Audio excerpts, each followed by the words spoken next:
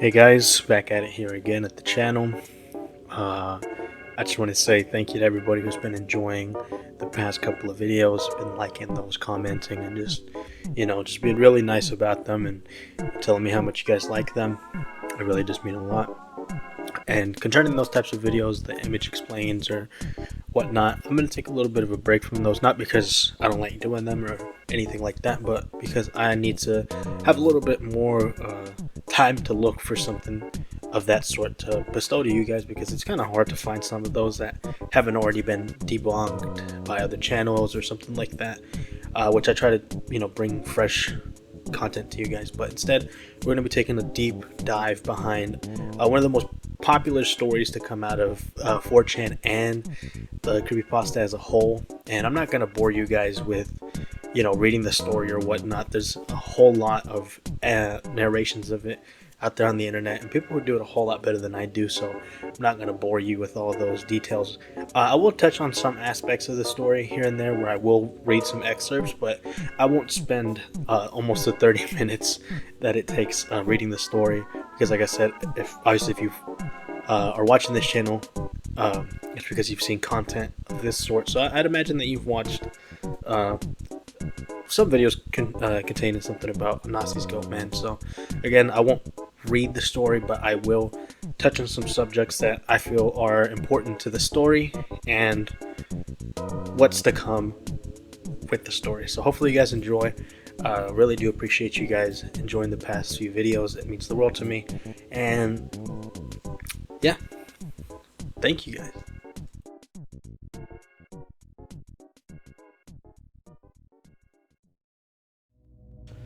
Well, nowadays people revere 4chan as a sort of boogeyman of the internet, a place where you might see some of the most disturbing things a human can even imagine, and see some of the most heinous actions and words put to text. It is not as bad as some people make it out to be. In fact, it's a place where a lot of creative minds get together and end up making some of the most memorable internet phenomenon.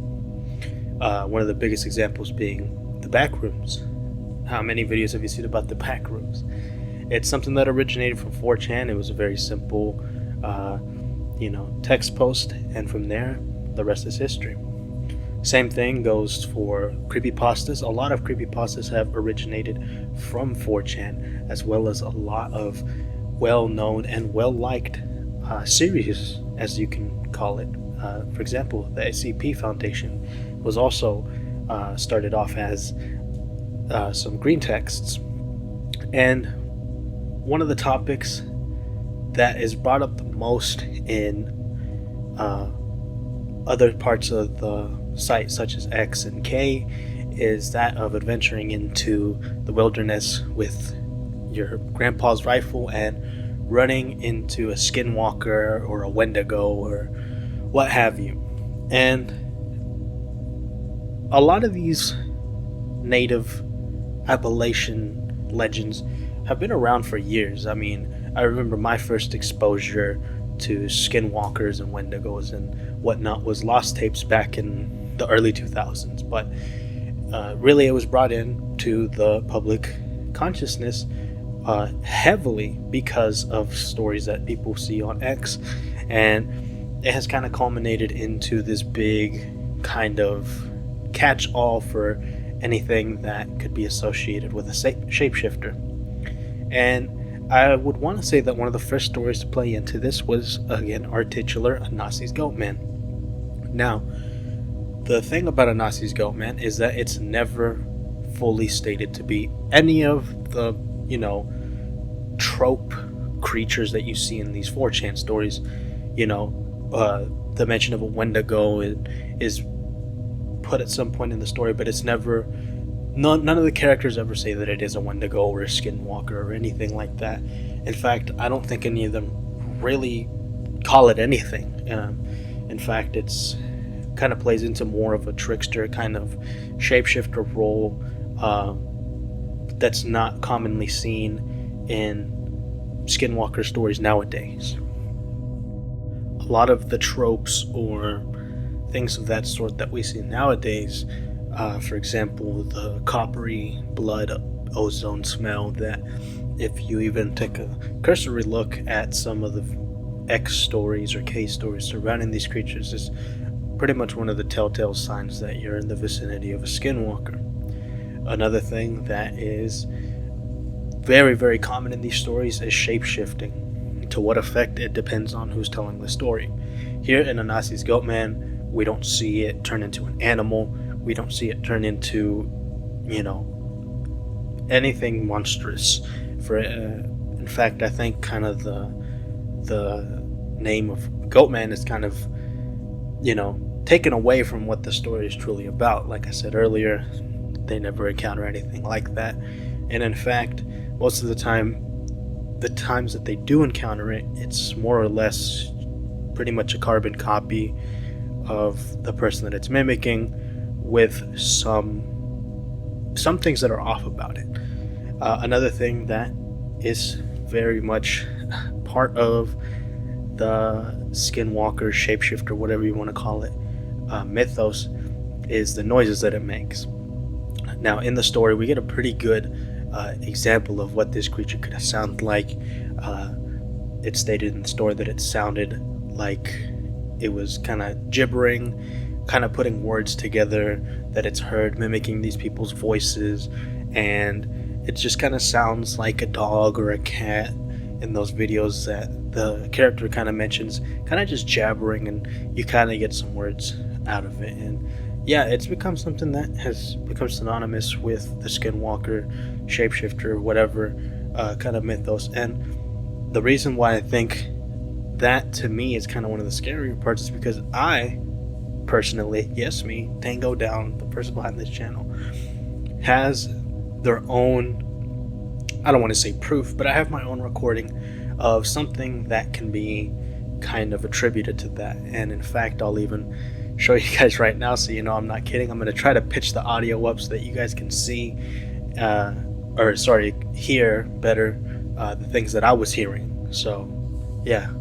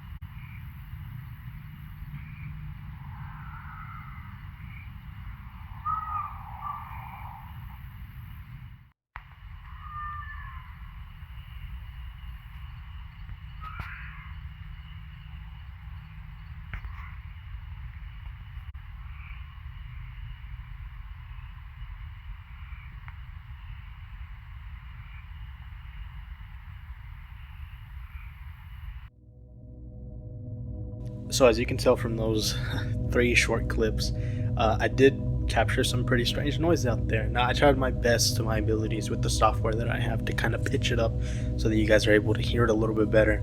But yes, I did capture that audio slash video. I want to say about a month ago, around mid June or late May. I have to check back on the video settings. But this video was taken from my front porch because before the video I started, it was about 10 o'clock at night, and we were getting ready for bed, me and my wife, and there was just a huge disturbance. Pretty much the neighborhood dogs had lost their minds. Especially my dog. I have a dog. His name is Loki. He's a very sweet boy, and he barks at things, but very seldom have I heard him go absolutely crazy. I mean, he was snarling. He was ready to either, tear whatever was out there into pieces, or he was ready to just run. I couldn't really tell if it was fear or, bravery that was kind of striking him. And by the time that I had stepped outside, because obviously, if animals like that are going crazy, it could be something dangerous. For example, the first time I listened to the audio and the times that I've showed it to friends of mine, I really thought, hey, this could have been a mountain lion. And I stepped outside, and when I stepped outside, everything had gone quiet. The dogs had stopped barking, and I didn't want to miss the chance to record a mountain lion because before I'd gotten out there, um, it was making noise. So I started recording, and that first half of the video, you can hear just kind of yowling, kind of like what the author of Anansi's Goatman depicted. It sounded kind of just like a cat in a woman screaming, or what you would think a skinwalker sounds like. And then eventually, as I stayed out there, I heard this thing kind of start to enunciate words. If you can hear in the video, I swear I hear this thing talk. I swear I hear it say "help me" or something to that line. And you hear stories of these creatures trying to beckon people out there to go get them. And this sounded like a small child. So I thought, okay, I got to do something. But then I started listening, and it just didn't sound right. And one of the things that really kind of stood out to me was that in that area that I have the camera pointed at, there is no houses. There's nothing out there. Now, off to the right a little bit, you can see some light, and that's coming from my neighbor's house. And in the area, sometimes the lights come on, sometimes they don't. And my neighbor has a street light down his house, and that's where you can see the light illuminating. But adjacent to his house, there's nothing there. So that was one of the things that kind of tricked me up, that it sounded like a kid or something like that, and the fact that there was nothing out there. And I'm assuming that that's kind of what the character heard in the story. Now, is there a skinwalker living next to my house? I have no freaking idea, but I have seen some weird stuff, but I don't want to say it is, and I don't want to say it's not, because I try to keep an open mind about these things, but definitely one of the creepiest things I've heard in my life. It should not be understated how much of an impact Anansi's Goatman as a story had for X, and I guess internet culture as a whole. A lot of the things that Anansi talked about here in this story are tropes or traits that have carried on for years, and now people have kind of, like I said earlier, used this as a catch-all for things like skinwalkers, shapeshifters, or whatever you might call these creatures of the woods.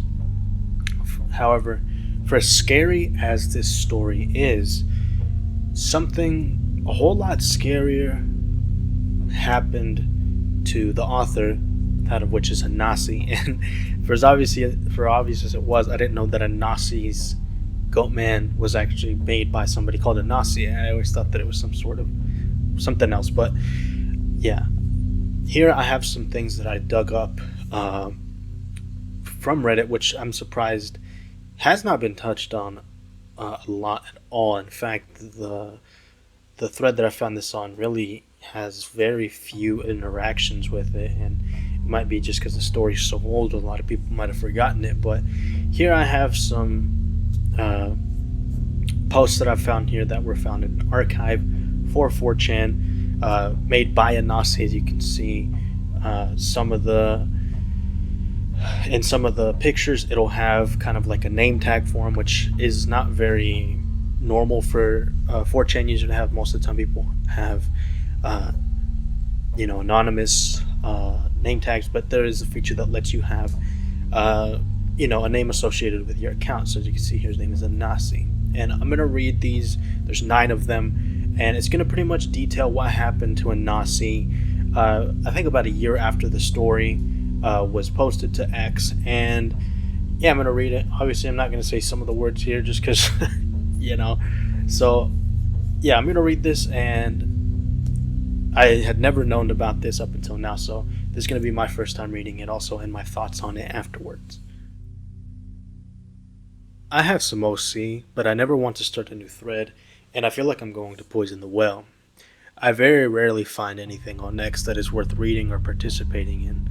However, a few months ago, I wrote a few stories about some things that happened to me and some relatives while I was younger. It's become a reasonably popular creepypasta. During the second thread, people convinced me to name Swag and later Trip Swag. I also started an email in one of those threads for people that wanted to talk to me. Since then, weird stuff has happened, but most of that is explainable. However, I'm fairly sure that I have a stalker now from the internet. and I'm thinking about writing it all down today and sharing it with you guys. Would anybody be interested? So I'm pretty sure that most of you heard about the Goatman story. I've sort of seen it become popular over the past few months, and it encouraged me in regular life to work more on my writing. Most of the story, save for some names and stylistic embellishment, was true. That's neither here nor there. During that period, I created an email. If you check the archives, you can probably still find it. I wrote a total of 4 stories, only one of which is of any note to most of X. During the first week or so, I got a lot of emails telling me the Goatman story was good and that I should write more. But I felt like I had blown my load, so I never really posted any of the other stuff I had accumulated. Eventually, I get caught up in work and forget the whole thing. My native roommate, who I mentioned in the Goatman story, also frequents 4chan. So when I wasn't coming here, he would link me to stuff or tell me about it. So during this time, I completely forgot about the email I had set up. So fast forward to February when I actually remember it and log in, and there were a few messages. 2 from people doing e-zines. That's what published my story. One is an English, Jesus, it's hard to read. One is in Spanish language, and the other is actually from Chicago, where I'm from. They are pretty dated, so I responded to both of them and say sorry for not seeing them earlier and giving them permission to run the stories as they wish. The Spanish language one is pretty cool. The one from Chicago, whose name is Ethan, says that he would like to run a new story about me. Would I like to try and write something fresh? I say sure. He asked to meet me for lunch, so when we can talk and go over some stuff, and end up going to Jamba Juice to meet this guy, and he never shows up. I sit there for 45 minutes, send an email, and wait another 20, and nothing. I get my juice on and basically shrug and go pick up an Italian beef and go home. I get home and send another email to the effect of, hey, I missed you. Did something happen? Maybe we can reschedule. The reply I get is, yeah, I missed you, but we can get together again soon. I literally just say okay, then go about my week. Don't even think about it much over the course of the week. I ended up going out with one of my female friends to get drinks with some of her friends. I go back to my place, wake up the next morning, and my tire is flat as shit. They started becoming a trend, and I'll go to that later. I get an email the next night from Ethan about how he was pissed that I hadn't emailed him back with a new date and how rude I was. He talked about how I obviously had more time to be goofing off than for my craft, so I told him to slow his roll and that it wasn't any of his business what I did with my craft. At this point, I'm still not getting any warning flags because I'm a large black man and the amount of things that make me feel threatened are pretty small. I'm still taking this guy to be the run-of-the-mill journal douche that just wants me in a zine. That being said, Ethan sets up another day. That weekend, I say okay, fine. We lock the date in. The day comes. I show up. He does it. Now I'm really getting pissed. I email him my number and tell him to text me because we obviously cannot coordinate times and that I don't have the gas to be driving to East Chipipi to meet him, and he just doesn't show up. At this point, it starts to go downhill. I get a text back immediately saying just because you don't see me doesn't mean I'm not here. So my horror motor clicks in and I do the white women in the coffee shop casual glance around the room. But we had planned for lunch hours, so literally everyone is on a phone or a MacBook. I text back, fart you man, I don't have the time to play games. I get up, go to my car, and pull off like I'm leaving. Really, I pull around the side of the store and just wait and try to peg everyone that leaves for the next 30 minutes or so. At this point, my jimmies are truly and thoroughly rustled. I just block the number from calling and texting me, and then I block the email on Gmail. I got a few more really vitriolic emails, racist shit, and crazy accusations. All of them from random emails, which I can either chalk up to people hating the Goatman story or to Ethan creating sock puppet Gmails.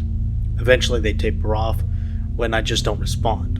Eventually I forget about the email all over again. Over the course of the next 3 months, I got no less than 9 flat tires. At first, I thought it was the gravel where I worked that was doing it. Then I figured it was my ex because it just seemed like something she would do. Eventually, my cousins came and it hit a critical point. I posted a thread on here a while back during which I had mostly forgotten about Ethan, and because of the nature of the stuff happening was so weird, I thought I might have to do something with the stories I told. I believe in the power of belief, so I thought I had anything to do from the Goatman to voodoo dolls. But my house started getting damaged. I would find dead animals around my garage, get out of my car after a night of drinking, and get the fuzzy, creeping feeling that someone is watching me. Eventually, the tire stuff and the dead animal stuff hit a point where I called the cops. It still didn't stop. In fact, it got worse, and worse to the point where I was paying almost $100 for tires a month. Now, after all this, I asked my ex if it was her, and she flatly denied it and is pissed. And I think, why would she be killing animals? So I had been renting a house until this point. The owner got the house foreclosed on, but we had still been living there. The bank eventually calls and asks if we want to do keys for cash in about a month. We agree. During this time, I'm packing my stuff, and my cousins come to help me, the ones from the Voodoo story. They get pissed when they hear about me telling the stories to so many people, and they say my house reeks of bad vibes. We go outside the next night, my tires are slashed, and I can see something in the garage loft area. I'm not gonna run gung-ho in, but I'm pretty much yell out about how I'm going to get my gun, and we all go back in the house. Now I'm trying to comb through all this stuff and only write the relevant bits, but no. Eventually by the time we go back outside, the garage is empty, front window of my truck is cracked, and one of my tires is flat again.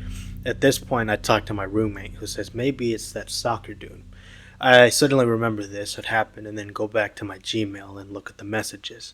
There are literally over 30 messages ranging in the length from a few lines to well over 4 pages of just the craziest shit ever. I guess he assumed that I was ignoring him rather than just me actually forgetting. I would see cars in the middle of the night pull into my driveway. Like most X-Files and people of 4chan, I'm up a good portion of the night on the internet. So the first few times I had assumed it was just people that had gotten lost or turned on my street by accident. It's a smaller gravel driveway and has no outlet. Eventually though it happened more frequently, and I noticed it was the same 2 cars every time. Some of the emails coincided with the instances of the car showing up. The emails would say shit like, "I see you tonight, babe," or "I wish I could come in and watch you sleep." Very too man, I cannot say that. If you ever disrespect me like that, like you did today, I'll kill you. To shit claiming that the emailer was actually the Goatman and that I needed to be punished for revealing the nature of him and to the world, and that I better not come outside alone at night. All that being said, I started dating a girl named Morgan. She started getting people showing up at her house, somebody leaving dead squirrels and once a live squirrel in her mailbox.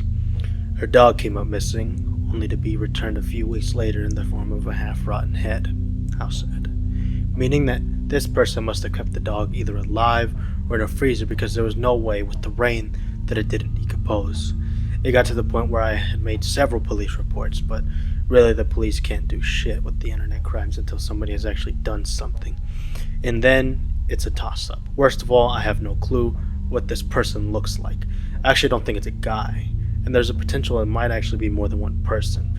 I also considered it might be B, and that someone had doxed me. But my address and number have never been posted, and I've never gotten more than a few calls that would be indications of doxing.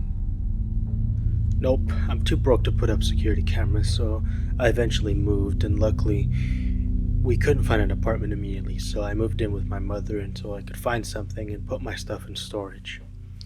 I get a call and an email from the storage place not a week later, saying someone had broken into my locker and in fact might have taken something, and that I need to get down there right now to make a report with the police. The way the locker is set up is the kind you can drive up to from one side, and there's an inside door that you can also use. The place closes at 10, but you can still access it after hours. I end up taking my younger cousins up there to see what this is all about. We get there, the main office is closed, so we key into the place and go inside. There's nobody. We nope the F out of there, call the police the next night. They never emailed me, they never called me, and haven't heard anything about my locker being broken into. I'm thinking that the person might have spoofed the number and the email, meaning that they had to do at least some research, and they were probably planning to hurt me or kill me, because why the you know what have me meet them in the middle of the night? I think having other people with me is what really saved my life that night, and to this day, I get the worst heaves even talking about it. And that's not even the worst part. The emails continue, more threats and more declarations of love and more crazy. I never respond. The person rants about how I've gotten a swollen head and how I was supposed to love them and that they don't understand why I just don't let us be happy. All kinds of wackadoo shit. At this point, I'm rushing, moving because I don't want my mom to get involved in any of this. The only apartment I can find at this time is a garden apartment, which makes me wary as fart. So, a few things I want to say is sorry for censoring myself and sorry for the shift in gameplay. I ran out of maximum action gameplay and I really had no more. But yeah, you get some Max Payne 3 going on. But as you can see from some of these posts that I read to you, a lot of things happened to Anansi, and Anansi is one of those few people on 4chan, like I said again, who has kind of like a name tag instead of just a string of numbers. So he also mentioned along the way that he made a Gmail for them to contact him, I guess surrounding the story or something like that, and furthermore, he made the mistake of handing his phone number off to a complete stranger who was in the vicinity of him. And this is something that I don't ever see talked about concerning about Anansi, since he's become kind of prominent, or at least his story has, in terms of internet culture. So this is my first time hearing about it, and it was very interesting, and it's kind of scary that this had to happen to Anansi. Now, of course, with him being on 4chan and this being on X, this could have just been a made-up story, but nonetheless, it has some parts of it that kind of are realistic enough to me that kind of makes sense, to the point where he might have actually been stalked. He might have actually had somebody on his case for whatever reason, and the colorful language used by the person referring to Mr. Anansi here kind of leads me to believe that at least some part of this was real. If he wasn't necessarily stalked, he might have been, maybe some people have emailed him or whatever, using such language. But regardless, that's something that I thought was interesting, how the author of one of the most impactful stories, in my opinion, had to go through this crazy stuff. And honestly, hands off to this guy if he really just kind of got away from that. There is no follow-up to this, which is weird. I try to look for it as much. It's kind of, even finding this kind of like set of posts was kind of hard. And yeah, I mean, for as scary as the Goatman is, I think having somebody actually coming after you, a real life person, is just as scary, if not scarier. So yeah, I mean, there you guys have it. That's what happened to Anansi after the Goatman story. I think it was about a year afterwards.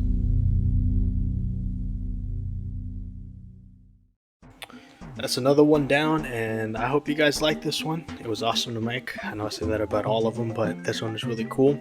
Just kind of like trying to see how much of an impact this one story from Anansi made, and kind of the stuff that happened to him afterwards. I feel like that's never been talked about, so it was really cool kind of touching on that for the first time, it seems, on YouTube.